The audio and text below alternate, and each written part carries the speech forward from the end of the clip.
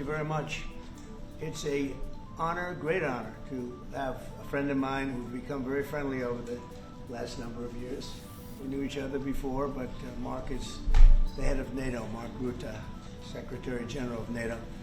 Highly respected by everybody that knows him, but in particular the European countries. They have great reliance on him, and he's done a fantastic job. And we had a tremendous meeting, I guess it's about a month ago, and that's the way it is. That can be more simple. It's just the way it is. I hope we don't have to do it.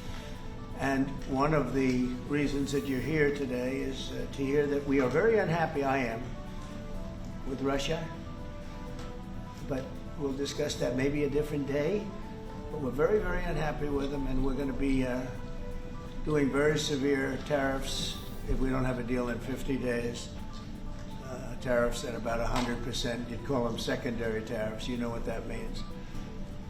But today we're going to talk about something else. And as you know, we've spent $350 billion approximately on this war with Russia and Ukraine, and would like to see it end. It wasn't my war, it was Biden's war.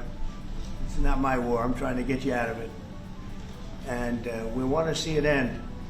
And I'm disappointed in President Putin because I thought we would have had a deal 2 months ago, but it doesn't seem to get there. So based on that, we're going to be doing secondary tariffs if we don't have a deal in 50 days. It's very simple. And they'll be at 100%. And that's the way it is. That can be more simple. It's just the way it is. I hope we don't have to do it. Which is more than $1 trillion a year, so they have a lot of money. And then these are wealthy nations. And we make the best equipment, the best missiles, the best of everything. The European nations know that.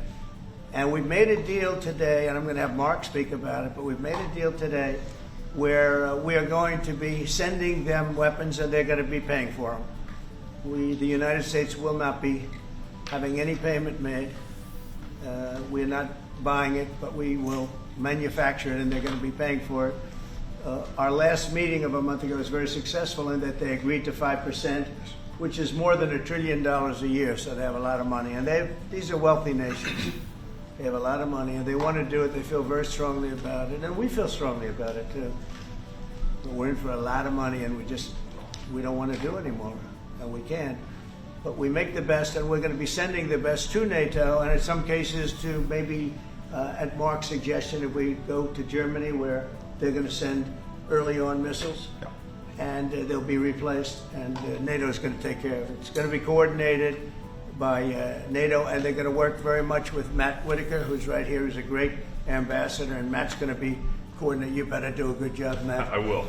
But Matt's going to coordinate. He's a very talented guy. He's going to coordinate everything. Countries, I can tell you that at this moment, Germany, massively, but also Finland, Denmark. And this is building on the tremendous success of the NATO summit. The 5%, but also the decision to keep Ukraine strong and the decision to increase our defense industrial production. So based on that, that was Europe stepping up. This is again Europeans stepping up. So I've been in contact with many countries. I can tell you that at this moment, Germany massively, but also Finland and Denmark and Sweden and Norway, the United Kingdom, the Netherlands, Canada, they all want to be part of this. And this is only the first wave. There will be more. So what we will do is work through the NATO systems to make sure that we know what Ukrainians need, so that we can make packages. Of course, in a way, we discussed it this morning with Pete Hegseth at the Pentagon, in a way that, of course, the US will put on its stockpiles necessary to defend this country. That's absolutely clear. But it will mean that Ukraine can get its hands on really massive numbers of military equipment, both for air defense, but also missiles, ammunition, etc., etc. So if I was Vladimir Putin today and hear you speaking about what you were planning to do in 50 days and this announcement, I would reconsider whether I should not take negotiations about Ukraine more seriously than I was doing at the moment, if I was Vladimir Putin. But when I'm Ukraine, I think this is really great news for that. So I really want to thank you for that. And that means the Europeans paying for it. And again, I mentioned all these countries, we will deal with that. And exactly as you said, that might also mean that countries will move equipment fast into Ukraine and then the US later backfilling it because speed is of the essence here. So really, thank you. This is important. You Thank did a great job. That's a really great job. We've been very successful.